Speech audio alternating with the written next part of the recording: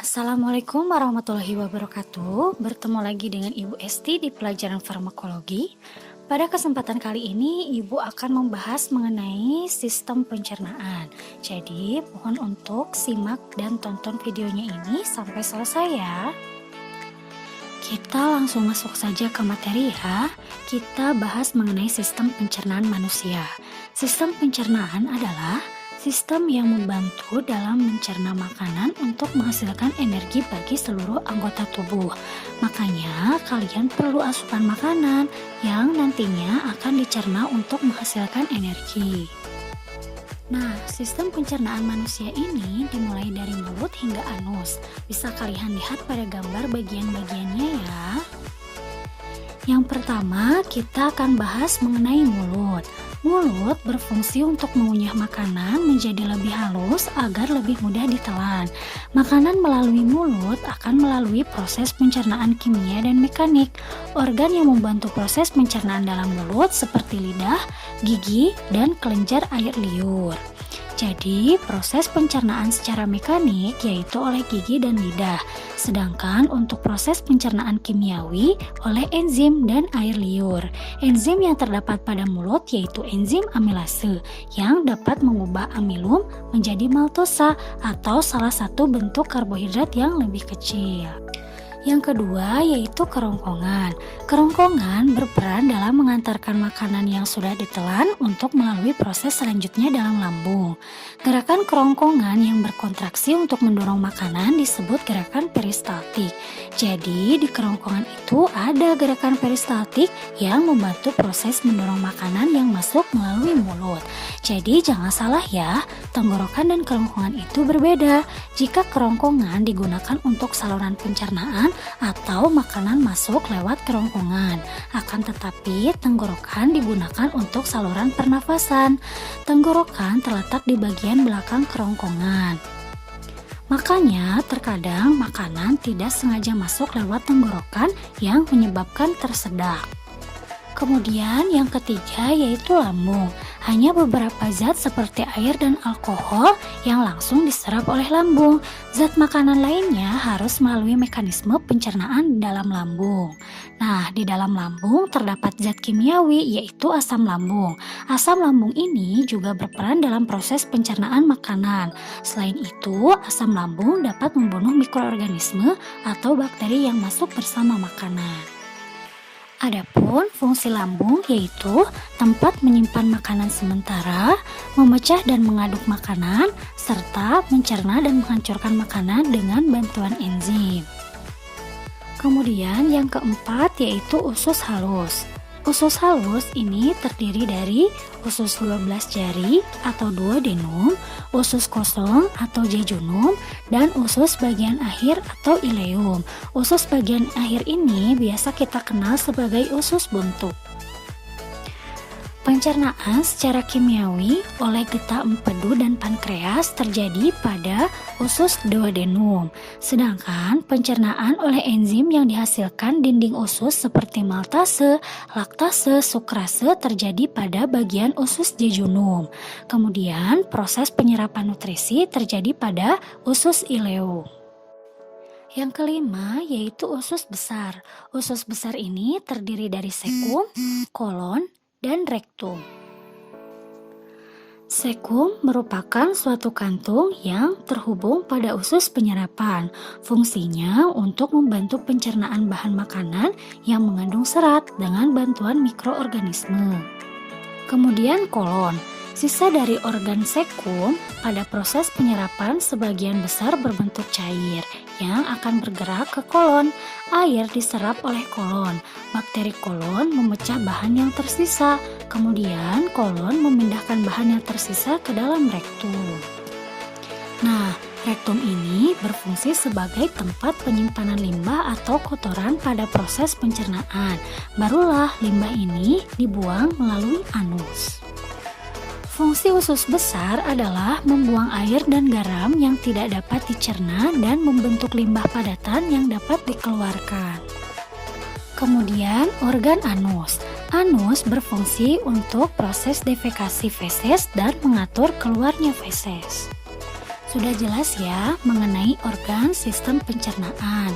Sekarang kita lanjut ke penyakit yang berhubungan dengan sistem pencernaan. Adapun penyakit yang berhubungan dengan sistem pencernaan yang akan dibahas pada kali ini yaitu GERD atau GERD, diare, konstipasi, gastritis, dan wasir. Yang pertama, kita bahas dulu mengenai GERD. GERD merupakan penyakit kronis saat asam lambung mengalir ke saluran makanan dan mengiritasi dinding di dalamnya. Reflux asam dan heartburn atau asam lambung naik lebih dari 2 kali seminggu dapat mengindikasikan GERD. Gejala yang timbul meliputi nyeri panas di dada yang biasanya terjadi setelah makan dan memburuk ketika berbaring. Jadi, penderita GERD ini akan merasa terbakar pada bagian dada. Penyakit GERD ini berhubungan dengan lambung, akan tetapi berbeda dengan kondisi gastritis atau MAH. Bisa dilihat perbedaan yang spesifiknya ya. Penderita GERD akan merasa terbakar pada bagian ulu hati sampai ke dada. Kemudian yang kedua yaitu diare.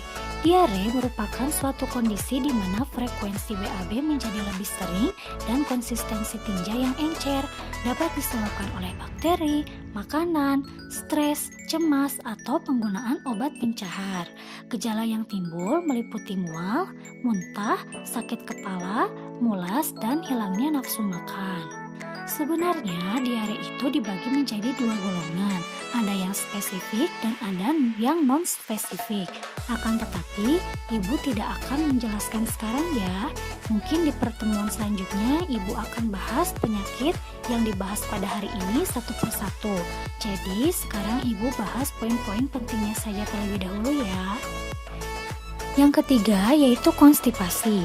Konstipasi merupakan suatu kondisi seseorang di mana buang air besar kurang dari 3 kali dalam seminggu atau kesulitan buang air besar. Konstipasi ini berhubungan dengan organ usus, biasanya karena kurang makan makanan yang berserat, stres, kurang air minum, dan lain sebagainya. Yang keempat yaitu gastritis. Gastritis berbeda ya dengan GERD.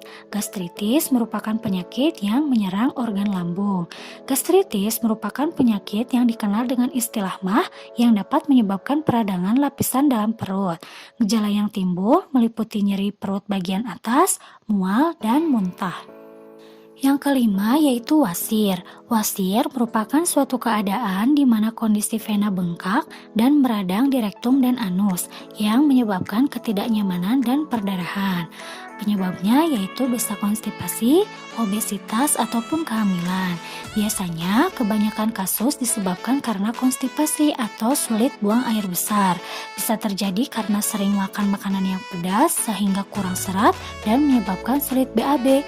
Ketika sulit BAB, penderita mengejan sehingga menyebabkan wasir. Nah, kita langsung ke pengobatan. Yang pertama, kita akan bahas mengenai pengobatan GERD.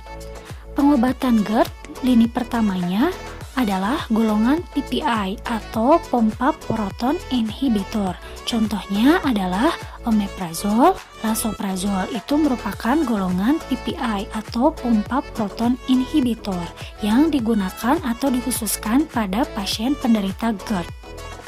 Kemudian pengobatan untuk diare. Pengobatan untuk diare bisa oralit, zinc, loperamid, dan antibiotik. Nah, untuk antibiotik ini banyak macamnya tergantung dari bakteri penyebab diare. Ibu tidak akan bahas hari ini ya mengenai diarenya, nanti Ibu akan jelaskan lebih lanjut. Kemudian, pengobatan konstipasi. Pengobatan untuk konstipasi biasanya menggunakan pencahar. Contohnya adalah Dulcolax atau Microlax. Mungkin kalian sudah tidak asing lagi ya pada produk Dulcolax atau Microlax. Mungkin bentuknya saja yang berbeda. Jika Dulcolax bentuknya suppositoria, sedangkan Microlax berbentuk enema. Enema merupakan suatu bentuk sediaan yang mempunyai aplikator yang bentuknya seperti batang itu disebut aplikator.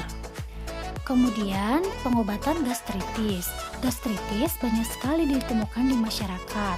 Pengobatannya bisa menggunakan antasida atau proma. Kemudian wasir.